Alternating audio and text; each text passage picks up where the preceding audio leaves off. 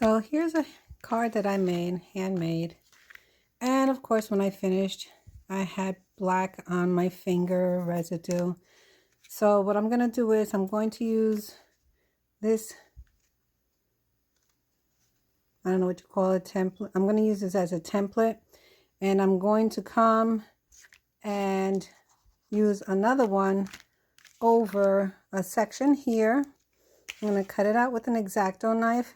And I'm going to simply extend this up here because, as you could see, I ran out of those shapes, but I do have the actual templates here, which I'm going to trace onto an open spot on here and create another piece, which is going to go up to here so I can cover that.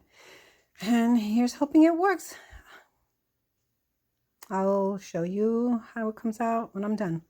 You could see that I've taken and I lifted the back on this paper, stuck this under it, which is solid, and now I'm merely just going to come along and I'm going to cut and create another little piece and fix my boo-boo.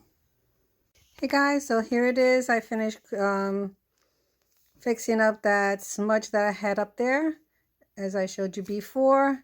And when I thought I was all good and done, I went to stamp the inside with a happy birthday on the white cardstock, and I was done. So when I was going to go clean my stamp, of course, some water dripped onto the corner of the paper here, which rippled it a little bit, and it didn't look so good. So my sister from the Crafty Stampers Den on Facebook suggested cutting out another piece of cardstock and just taking and redoing it again, and I did. And here's the finished results. So now my card is handmade for you. This card is going to a friend of mine who is going to be 104 years old. And I can't wait for her to get it.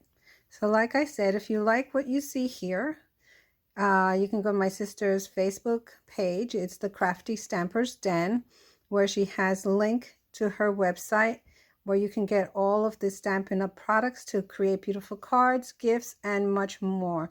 So please go ahead and leave me your comments if you like it and if you're a Stampin' Upper. All right, guys, thank you.